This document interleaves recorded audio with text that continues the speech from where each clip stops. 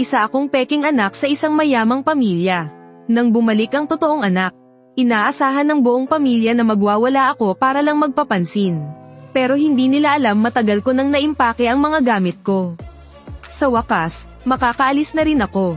Salamat, maraming salamat. Ay ikaw.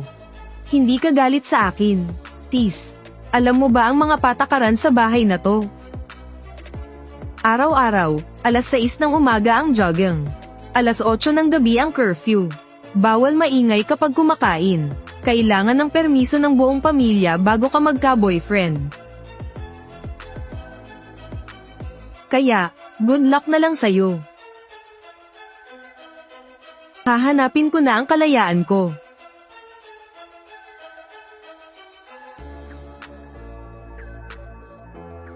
Miss Xingwan, pinapauwi na po kayo ni Senyor sa main mansion ngayon din. Huwag mong sabihin yun na yun. Tio Lin, ibig bang sabihin? Opo, lumabas na po ang DNA result ni Miss Xingning. Nagpadala na po si Senyor ng mga sasakyan para sunduin siya. 1-1, tumama ka ba sa loto? Ang saya-saya mo yata. Mas maganda pa sa loto. Sa wakas magiging malaya na ako. Oo nga, pero, bakit mo ninanakaw yung halaman ng kumpanya? 3 taon ko tong inalagaan. Napamahal na to sakin.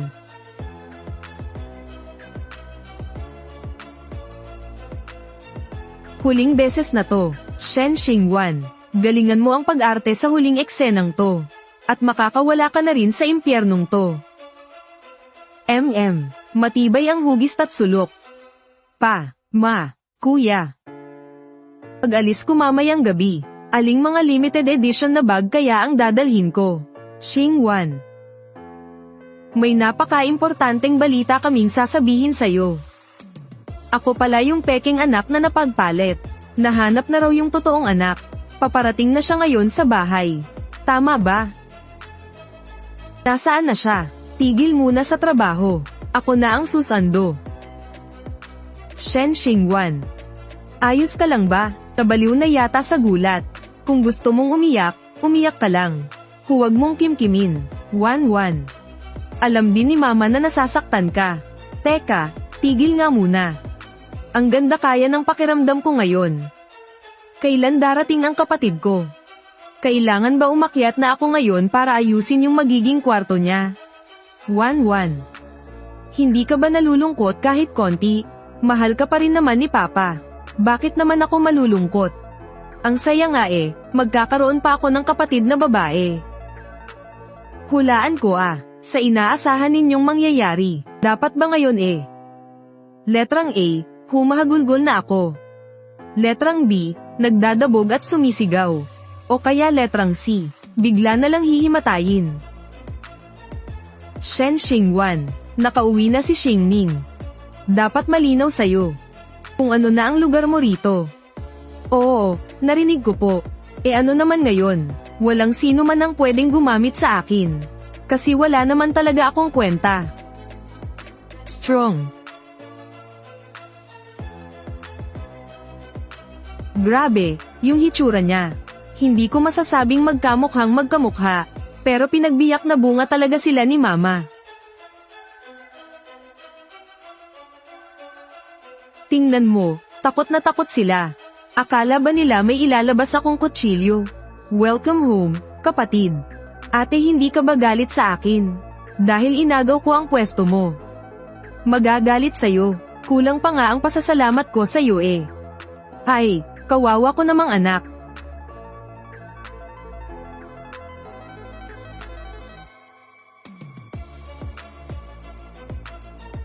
Ano kayang uunahin kong ligpitin?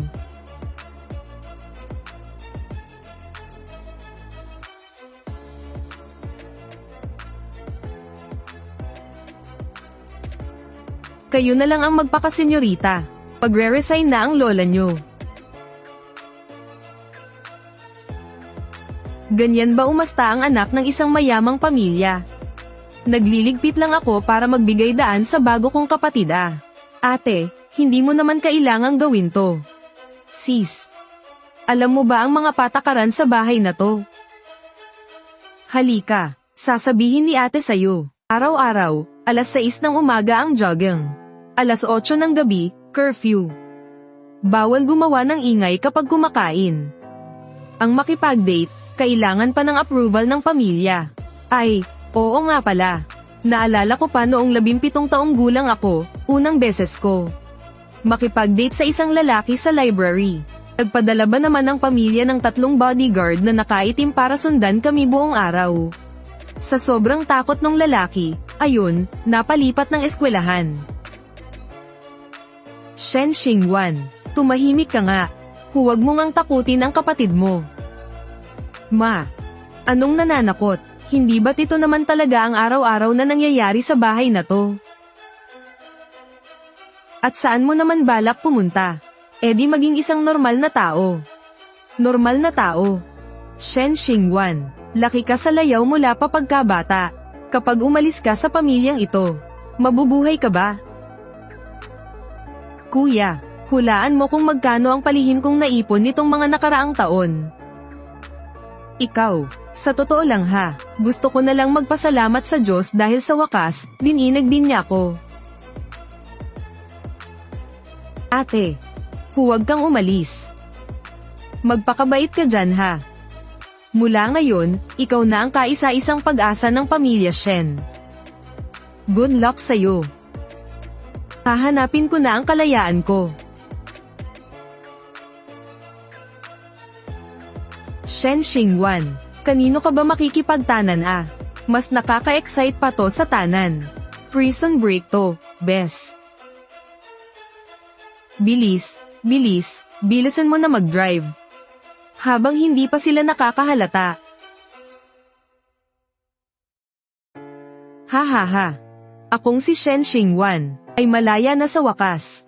Shen Xingwan, walang hiya kang bata ka. Bilis, pigilan niyo siya. Ang laman ng malita niya, ay ang limited edition kong crocodile leather bag. O ano na, bes? Saan tayo magse-celebrate? Tama. Celebrate. Kailangan talaga nating mag-celebrate ng bongga. Makinig ka ah. Unang stop, Stinky Tofu. Pangalawang stop, Lucifen. Pangatlong stop, Veteran Barbecue. Ang bango. Ito talaga yung lasang hinahanap ko. Ang bilis naman magbago ng panlasa mo ah. Yung mga top chef ng pamilya Shen. Kung malalaman lang nila na ganitong pagkain ang hinahanap-hanap mo, siguradong magre-resign silang lahat sabay-sabay. Dati kasi nung nasa pamilya Shen ako, bawat kain ko, may nagkokontrol kung ano lang ang pwede. Bawal ang nakakataba, bawal ang nakakapangit ng kutis. Mas lalong bawal yung mga mababahong pagkain. Wala akong paki sa mga socialite etiquette na yan. Mula ngayon, magpapaka-happy foodie na ako. Sus, tigilan mo nga ako. Sa sobrang selen niyang sikmura mo. Ilang tuhog lang ng barbecue, baka ma-ospital ka na agad. Isa pa, ano tingin mo kay Lu Jingchen, patay na. Oh, bakit? Narinig mo lang ang pangalan ni Lu Jingchen, naduwag ka na agad? Hindi naman sa duwag ako. Run. Ang arranged marriage ay puro palitan lang ng benepisyo ng dalawang pamilya. Siyempre, mas maaasahan nila yung tunay nilang anak na babae. Sino ba naman ako sa kanila, di ba? Tigilan mo nga ako dyan. Lumaki naman kayong magkasama ah. Si Lu Jingchen sa'yo, masyado ka lang nag-iisip. Business marriage lang naman to. Sobrang lamig at walang puso ng taong yun. Wala siyang pakialam kung sino man ang mapapangasawa niya. Si Shen Xingwan ba, si Shen Xingning, o si Shen Yanchuan. Basta galing sa pamilya Shen, okay na sa kanya. Kahit na isa pa siyang negosyante. Imposibleng wala man lang siyang nararamdaman, di ba? Kilala mo ba kung sino talaga si Lu Jingchen? 18 taong gulang pa lang, sa negotiation table pa lang. Inulbos na niya ng husto ang mga kalaban niya. Napagpawisan ng malamig ang mga kaga niya. 20 taong gulang nang hawakan niya ang negosyo ng pamilya nila. Sobrang bagsik niya kaya kinatatakutan siya ng lahat. Para sa kanya, ang emosyon, yata ang pinakawalang kwentang bagay sa mundo. Hay nako, bakit ba ang hirap-hirap mahanap ng kaligayahan? Dati, Asawa ang tingin ko sa kanya. Baka sa susunod, maging bayaw ko na siya.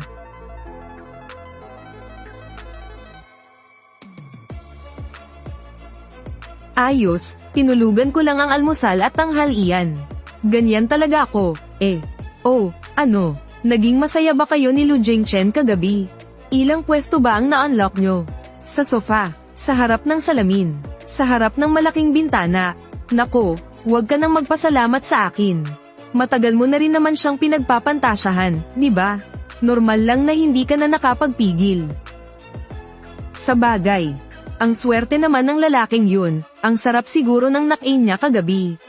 Gusto ko rin tuloy sumiksik dyan, eh. Teka, anong Lu Jingchen? Saan naman nanggaling si Lu Jingchen? Ziran, lagi mong tatandaan. Pagtataksilan ka rin ng pag-ibig. Pero ang mga cupcake, hindi. Ayusin mo nga iyang sinasabi mo. Hay nako. Ang dating Shen Xingwan ay patay na. Ang nakatayo sa harap mo ngayon, ay ang palaban na si Yahuro Xingwan. Ang babaeng magpapapila sa iyo ng 3 oras sa hinaharap, para lang hindi ka pa rin makabili ng sikat niyang cheesecake. Ha ha ha, ang lala talaga ng main character syndrome mo. Teka, nasa likod mo.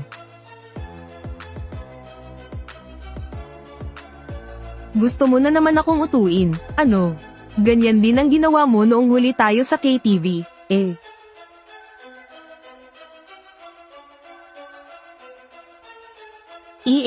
Haha. Bakit nandito si Lu Jingchen sa ganitong lugar? Nananaginip ba ako? Kaso, bakit ang lamig naman ng tingin nitong si Lu Jingchen? Ni hindi man lang marunong ngumiti.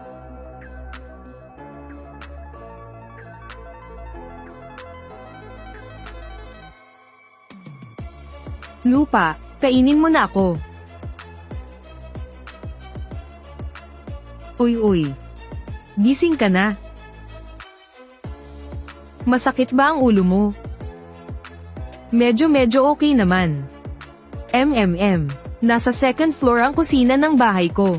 Ipinaghanda ka ng sabaw ni Manang para mawala ang hangover mo. 2nd floor ng bahay mo.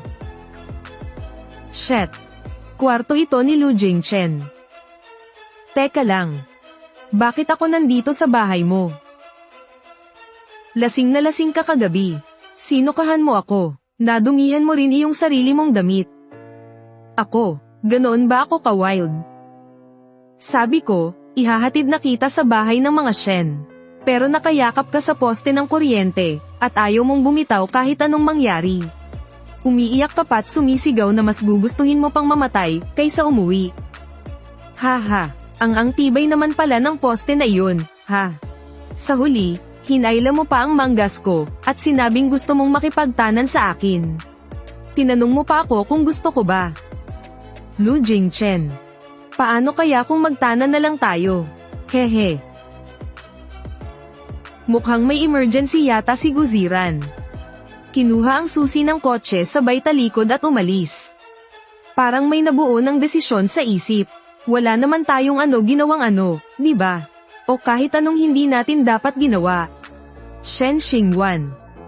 Wala ka na bang natatandaan sa nangyari kagabi? Kagabi ginawa mo sa akin. Huwag mong sabihing totoo. Shen Xingwan, magiging bayaw mo yan. Isa kang halimaw. Mas masahol ka pa sa hayop. Natatandaan ko. Kaya lang baka hindi ko lang masyadong tanda ang lahat. Ha. Shen Xingwan, ano yon? Sabi mo kahapon gusto mong magtayo ng bake shop. Oo. Kailangan mo ba ng puhunan? Mga naipon kong pera, mga bag, alahas, at baon. Sa lahat ng naipon kong pera nitong mga nakaraang taon. Dagdag pa yung mga nakuha kong limited edition na bag sa bahay. Sobrang sapat na yun para makapagtayo ako ng sarili kong pwesto. Ay, hindi na, huwag na. May pera ako. Suportahan nyo na lang po ang negosyo ko, Boss Lu. Sige. Pupunta ako sa araw ng opening mo para suportahan ka. Nako, Kayo po talaga ang swerte ko. Shen Xingwan. Paano kung sabihin kung gusto ko? Ha? Shen Xingwan. Paano kung sabihin kung gusto ko? Ha? Wala. Magpahinga ka ng mabuti.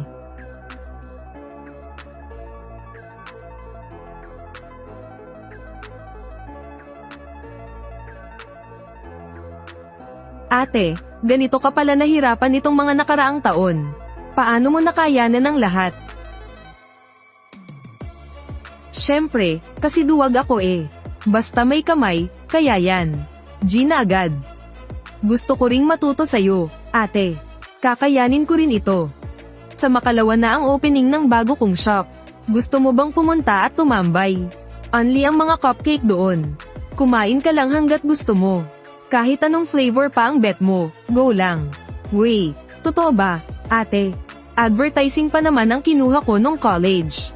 Igagawa kita ng isang special post para i-promote ang shop mo.